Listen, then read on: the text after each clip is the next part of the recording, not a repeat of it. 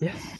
If you are in a situation where you are like, okay, I'm tired of clients not paying me on time, I'm tired of clients not paying me at all, you want to make sure you are tuning in for the next few minutes and, of course, sharing this video with your business colleagues, your clients who might need this vital information. Because as business owners, CEOs, and entrepreneurs, we do know that if you are not paid, then it's your business is just going in a downward spiral, right? It's just not gonna be surviving. If you're closing sales and you're not getting paid. So thanks for tuning in today. I do have an awesome guest today, Dee. She is all things collections, all the strategies, everything to ensure that your cash flow is not going down because of monies uncollected. And I don't think we even need to go into the detriment of when our monies are not collected. We do Oh, know that, and it's a serious, serious impact. And I see it ever so often. Do, if you are tuning in live and even watching the replay, do put where you're from. Do put any questions or comments you might have in the chat. And of course, we'll be happy to accommodate them. Thank you again, Dee, for tuning in, for joining, for being here, for being willing to share the collection strategies that we need to get paid.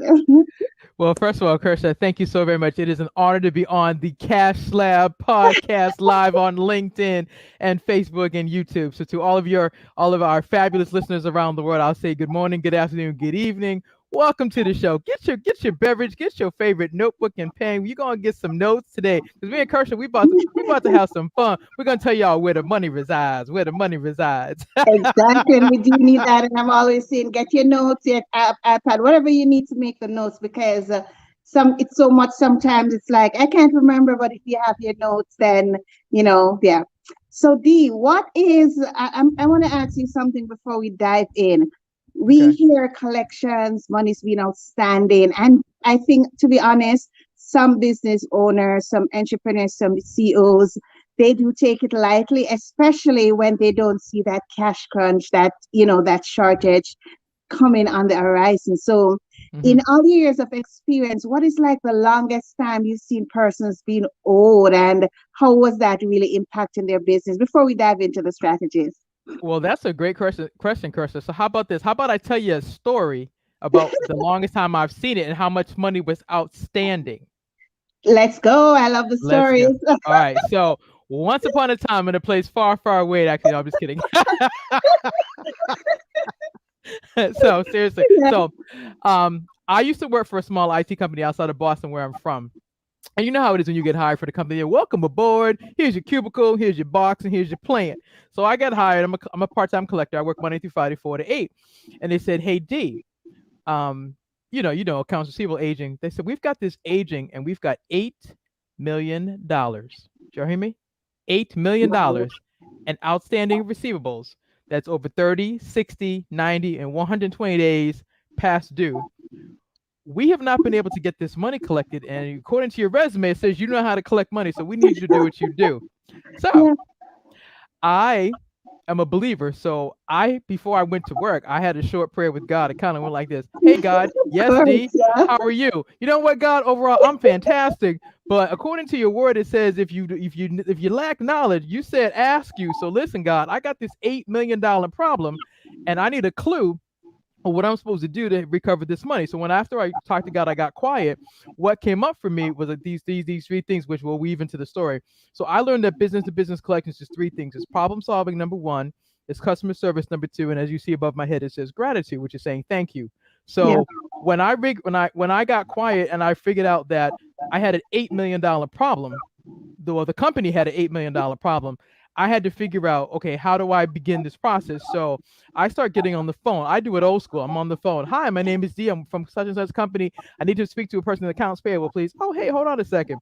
Well, according to our list, you have these outstanding invoices. Yes, we do. And one company said, hey, listen, we changed our billing system. So old school, they used to use like Microsoft Excel, and they went to something else. And they said, we need you. We're not paying. The reason your outstanding invoices are upwards of $2 million is because we sent a letter to all of our customers saying we changed our billing system. So from Microsoft Excel to, let's say, it's QuickBooks or whatever it is, Yeah. we told everybody reformat your invoices and resubmit them. Somehow y'all missed it. So you've got $2 million that's sitting here outstanding. So you're not getting paid until you reformat all these invoices to the new billing system, resubmit them, and then you get paid. And so I take this to the comptroller and I'm like, hi, this is why 2 million of the $8 million is outstanding, because we didn't reformat the invoices. So of course, one week all I do is reformat invoices with AP and resubmit them, and we finally get paid. But after that, I collected $6 million in 60 days while working part-time. Now, the reason why this issue is so important to me is because of this. After I'm a part-time person, so like I said, we got $8 million. I go talk to God. I get my clue. I got to figure out problem solving, customer service, gratitude. I collect $6 million. Now I'm on a team of people. So we collect this money. The CEO of the company says, let's have a chat. Now I'm in AR, so I'm thinking we're about to get a bonus. Nah, no, not. So we all come downstairs. It's about 100 of us. And he says, listen, I want to thank everybody across sales, contracts, order entry, order fulfillment, invoicing, and accounts receivable, aka collections, my section. I want to thank everybody for everything y'all have done. We've made an executive decision. We're closing the company. You got 30 minutes to go get your box in that same plant you came up in here with and leave the building. This is 2 months before Christmas. Yeah. And this story is in my book, Collect the Cash. And I talk about this because this company had millions of dollars in AR that was over 30 days, 60 days, 90 days, 120 days past due. They had a team of collectors, including me. Collectively, we collected a lot of money. But obviously, there were some other things that happened that they made the executive decision. Even after we collected that much money, they closed the business. And the reason I keep talking about, collect the cash, the sale is not complete until the money's in the bank, is because that company was operating as if it had all this money in the bank, and it did not. Yeah. And by the time we got the money, I'll never know. Even though this happened to me years ago, I will never know. Even if we have recovered all of the outstanding AR, would that have been enough to save the company? I don't know. But I do know that if you neglect this part of your business, you can operate thinking that you've got all this money on the books, all this money, all these sales, and even though you've signed the contract, but you haven't fulfilled anything, you haven't delivered anything, you haven't billed anything, you haven't gotten paid. And Yeah. so this part of collections is important, because I get it. Most people would rather get a root canal than have to go ask their client to pay them for money. I get it. I Yeah, don't, it's true.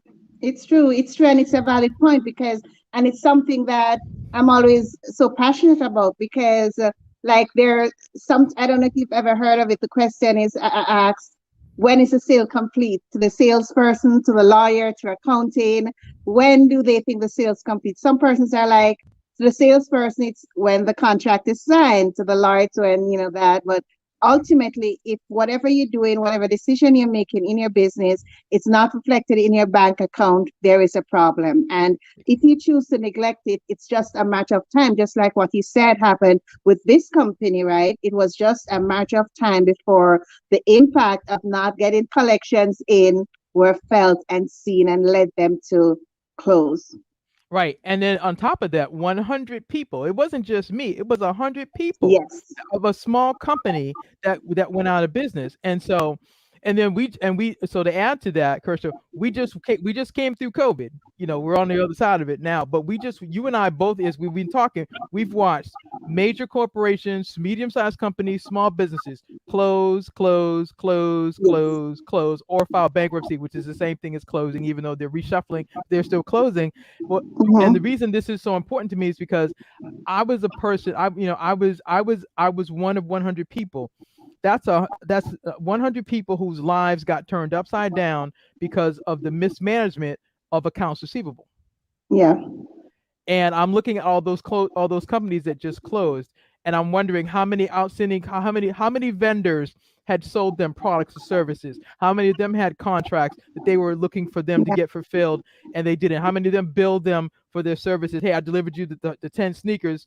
What I billed you, you got the sneakers. How come I'm not getting paid? Times and times and times and times. And so this part, and I'm so glad we're having this conversation because this part of the journey is like most people go, I've never met anybody who's so passionate about this. Well, that's because listen, when you go to work, when you whether you or you work for a company, when you show up there and you expect them to be managing things correctly and you realize it's not happening, your whole life can turn upside down. And I believe that in business, there are things that happen to us, whether it's in life or in business. You have those pivotal moments, things that you just know. I don't, it could be yesterday, it could have been 20 years ago. Yeah. It doesn't matter. There's something that happens to you, and you're like, I don't want to end up here again. And for me, Yes.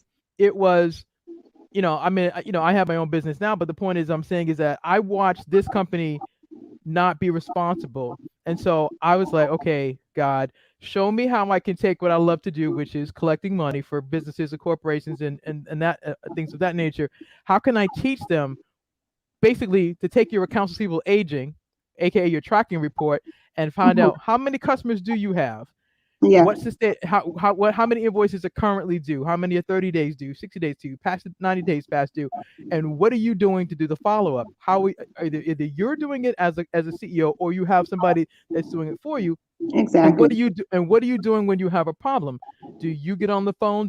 Who gets on the phone? Who's doing customer service? Who's problem solving? And then the piece I talk about often, which people are like, who says thank you? I said, well, it's funny. You'd be surprised when you finally get paid for something that you've been waiting for a long time. When you go back and tell that customer thank you set yourself apart because Exactly. most people will just take their money. You owe it to me. Okay, technically, yes, they do. But when you build the relationship and you go back and say thank you for taking my phone call, cutting that check, or doing EFT, like funds transfer, and making sure I get paid. When you go back and say thank you, that sets you apart. That's why it says above my head gratitude. I got those three things years ago. That is problem solving, customer service, and gratitude, and that's been the thing that set me apart. For people like nobody ever comes back and says thank you. Well, I decided that's going to be my trademark. I'm not a trademark in this legal sense, but my mark of distinction that I go back and say thank you because people need to know as a part of collection strategies is thank you. Because here's the thing: as a matter of fact, I'm not sure in Canada like we do here in the States. When you get a Christmas card or a holiday card from your customer, what do they tell you? Thank you so much for being our customer. We appreciate your Exactly. services. Yada yada yada. They give you this whole thing, and what are they doing? They're doing customer service early because they want to be top of mind for the next time you need a product or a service. Well, you got to do the same thing. You Yeah. got to do the same thing. Yes. and Yeah. and that's very profound too, because even though you're supposed to be paid, it's still a blessing when you actually are paid, right? So that really is something that it's really great to definitely incorporate that in the strategy. And I'm seeing a lot of it now. I'm seeing persons sending a text and email, so many different forms of just saying thank you for your business, thank you that you came in to get this done, and so forth and so on. So thinking about a company, especially the small medium sized businesses and even some of the larger ones, they might not really know where to start. They know they have a problem, they might be so overwhelming, taking up the phone, doing this. What is something they can do? What would you say is the first thing they need to do to really get started on this road to getting their collections current? Great question. Step one. Do you first of all do you have a list or a tracking of all of your customers? That would Mm-hmm. be the first thing because you need to know how many customers you have, whether it's one customer or 10. How many you need to know the state of your accounts, just like the Yeah. accounts receivable aging report. So how many accounts do you have that owe you money currently? That would be the first thing. Then you can plan, all right, the customers because here's the thing, you want to go after the low hanging fruit first. So if Yeah. you have customers that owe you currently, that would be if you're looking at you have current invoices, 30 days past due, 60 days past due, 90 days past due. I'm going for the current money first. Mhm. I'm going to have a list of all my customers that owe me money today. Yeah. So I'm going to be looking at, and I'm going to, as I make that list, I'm going to be pulling up my invoices, and I'm going to be verifying that I prepared the invoice properly, because maybe I missed something. You can fat finger and make a data entry error, and you're not paying attention, because whether you're doing it or somebody else is doing it on your behalf, the point is that somebody has to check to make sure the invoice is prepared correctly. So Exactly. I'd have my account, and I would have my account, and I'd have my invoice, and I'd be checking to make sure that everything that was supposed to be on the invoice is there. Then I would confirm that it got sent to the right person. Then as soon as I did that, I would be on the phone. Hi, I'm D from account, whatever your name of your company is. Can I speak to the person in accounts payable, please? Hey, Susie, this is D. How you doing? Well, the dog and the cat and the squirrel, they all had some trauma this week. Yep. Well, how's everybody doing? Well, I think the dog is gonna be all right. The cat looks like it might make it, and the squirrel, well, they still the jury is still out about the squirrel. I'm just being funny. But okay, so my point is that you just can't go in and just and ask for the money. You need to be able to have a rapport with the person on the phone. I'm being funny, but I'm saying that. But part of that, of how the strategy is actually treating that person on the other end of the line with respect. Yes. How are you? My name is D. I'm calling from a company, blah blah blah, and I'm calling about account number, blah blah blah. Before you get into your whole script, ask them how they are. Just have a moment of just having a conversation. Hey, thanks so much for asking. I'm fine. Hey, how can I help you? Number one, you've allowed them to take a breath, because they already know if you're calling about your money, they're already like, oh my gosh, we got to figure this out. As opposed to, can we talk about it for a quick second? Diffuse the situation. Here's what happened, and then they'll tell you. If they haven't paid you yet, you already know the story goes like this. What had happened was, and you're getting ready for the story. They got a story. If they're a subcontractor to a prime contractor, that means they haven't paid you because they haven't gotten paid. Yeah. Or they look it up in the system, and they realize that when you submitted the invoice, you were supposed to submit it, with this information on pink paper at 3 o'clock on Friday. You sent it with green paper at 2 o'clock on Thursday. You didn't pay attention to the information. Okay. Exactly. Yeah. Can't find it. I can't find your invoice in the system. Who did you send it to? Oh, I sent it to Snoopy at da da da da. Well, you're supposed to send it to Woodstock. You didn't pay attention to the details. I'm Yeah. being funny, but it's all these It's little true. it's all these little details of why things don't happen. So accounts payable person pulls up your account, and they can't find the thing. They're like, oh, it's not here. And then, or better yet, when they find it, they see where the mistake was made. Now, here's the part of saying thank you. If they take 5 minutes and tell you what's wrong with your invoice, you can correct it and resubmit it. That's why you say thank you, because your invoice could be sitting in the system, just going Yes. around and around and around, and you don't know why, and you're mad because you're like, well, how come I haven't gotten paid? But you didn't follow the instructions to prepare the invoice properly, make sure it went to the right person, and then follow up to make sure it's actually in the system. It's that part. Mm-hmm. It's not the sexy part, but listen, getting paid is extremely sexy. So listen, I'm gonna do what needs to get done so I can get paid. Just saying. Yeah. And yeah, definitely, because when you do look at it, that importance of follow up, because sometimes Mhm. you think you sent the email, you think it's received, but it's not received. You left that voicemail. Who knows did they receive it? Even a text sometimes. Right. Persons perhaps didn't follow up and read. So it's always important to follow up. Why was I not, paid? What is causing that? And yeah. So the last thing I wanted to touch on is There we go. you just mentioned there are times when they were not paid, so they can't pay you. What Yeah. is there a strategy to really cover yourself for that? Because then that's really, it gets very unfair there, right? Well, there's a part of it that's not necessarily unfair, but I mean, part of it is if you are a subcontractor and you work with a prime, when you go into that relationship, there's part of it that you have to look at your finances and make sure that if the prime doesn't get paid for 60 days, that you've got enough money set aside that you can Yeah. still run your business while you're waiting for that payment to come through, because the prime might be dealing with another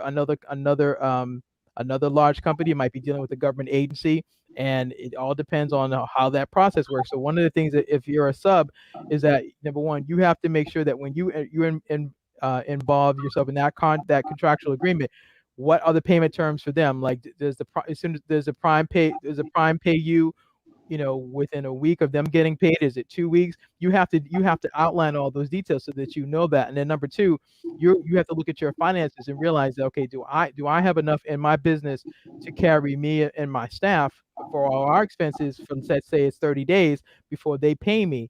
And if you realize you're going to be, close, you might have to reevaluate. Can I do this? Can I do this right now? Especially if you're a super small business, if you're waiting for money and everything is tight, you may have to look at and go, I cannot participate in this action, this contract action right now. I may have to wait till I've grown a little bit and I have a little more padding in terms of how much money I have. That so if this payment doesn't come in today, everything is not going to fold. I mean, I've got other payments that I know are coming in while I'm waiting for this one to come in. That would be my thing. Hopefully that's making sense. Yeah, for sure. And that does make sense. And I'm so happy that you've written a book on this. I'm an author and I'm a lover of words, so I do know the power of words. Tell us about your book. And I do know what led you to write the book, though, because you're so passionate and really want to get this information out. But tell us some of the highlights of your book. What's really covered? Is it better to just connect with you directly, or do we need to read your book? Well, I know everybody learns Well, there's differently, all but there's you know what there's all those great questions, Kirsten. There's all those great things. yeah. But what had happened was for me to write Collect the Cash was this. Last year during COVID, as I said earlier in our conversation, I was watching the companies that were closing, and because I worked for a company that had people that went out of business, I'm sensitive to that because I keep looking at that going, man. I mean, those are people. It's not just people; those are people's lives. That's their Yeah. family. That's all that happens. So I took a writing class, and the teacher kept saying, "You can write a book in 90 days or less." And I was like, "Yeah, nah." She was like, "Oh, no, I'm telling you, you can write a book in 90 days or less." And I'm like, "Nah." So it took me a couple times to listen to her presentation and to actually talk to her. And then when I told the story about the $8 million and how much money I collected, and she said this, "D, you can teach business owners how to win with their cash flow." Nice. She goes, you can teach us where the money resides. You can teach us how to set up our systems. Yes, how to set up our systems and what we need to do so we're not sounding crazy. So we actually have a more professional way to do this. She goes, because you have collected millions of dollars. You can teach us how to win. You can teach us your strategy. You can teach us what you do.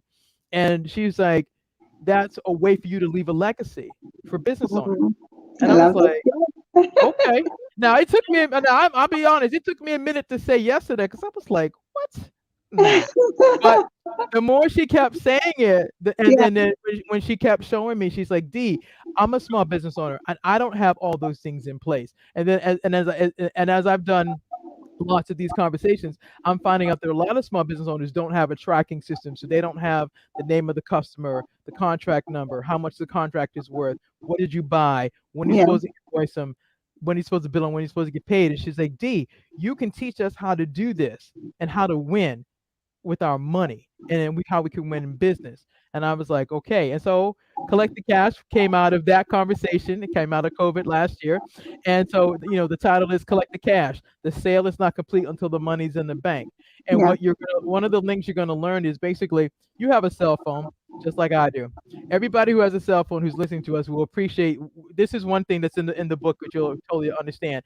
Everybody who has a cell phone, whether you're team iPhone or team Android, goes through this experience. Welcome to whatever store it is. Thank you for coming in. Can I see your driver's license, please? We scan your driver's license. Oh, you're Kirsten Campbell. Great. Miss Campbell, we were just looking at your account and we see that you are eligible for an upgrade.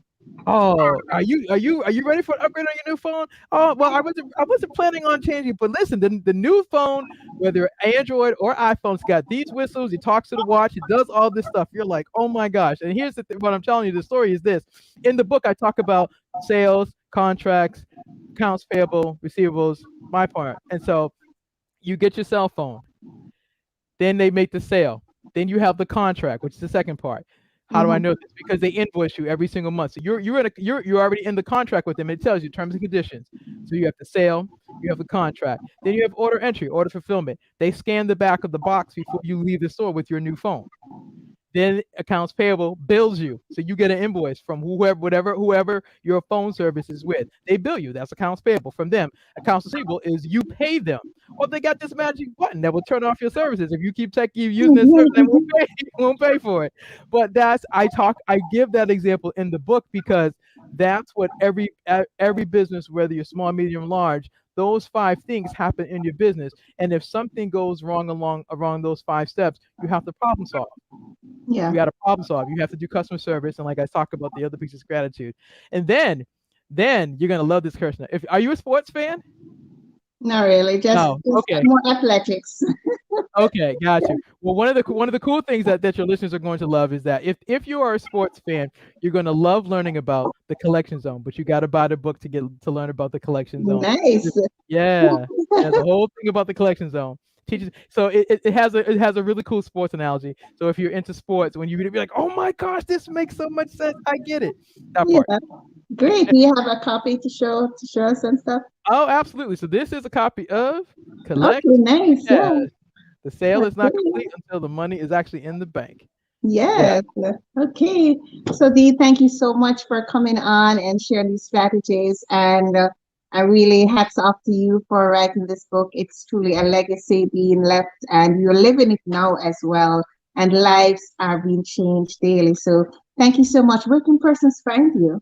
Oh, great. First of all, Kirsten, thank you so very much. So listen, if any of this resonates with you, please go get the copy of the book. Please go to www.collectthecash.biz/book. That's www.collectthecash.biz/book. If you don't remember all that, just go to Amazon and type in collect the cash Dee Bowden. Go to Amazon and type in collect the cash and my name Dee Bowden, you get it. But if you get it from me, you get a signed copy, autographed with your name and a whole Okay. thing. How you do that? But again, www.collectthecash.biz/book. And social media. I'm here on LinkedIn. I'm definitely on Facebook and as Dee Bowden, and you can also find me on YouTube. But main thing is LinkedIn. Okay. Thank you so much. Thank So you. please share this video, guys. If you're tuning in live or even watching the replay, please share this with other business owners. We do know that your business needs to have a strategy to be current with collections. And we hear so many horror stories and statistics, and we definitely don't want your business to be a part of that statistic anytime soon. So we're going to be signing off now. Again, you'll find the links for finding Dee in the comments in the chat. And as always, remember every decision impacts your cash flow. Bye, guys. We're Absolutely. signing off now. Thanks.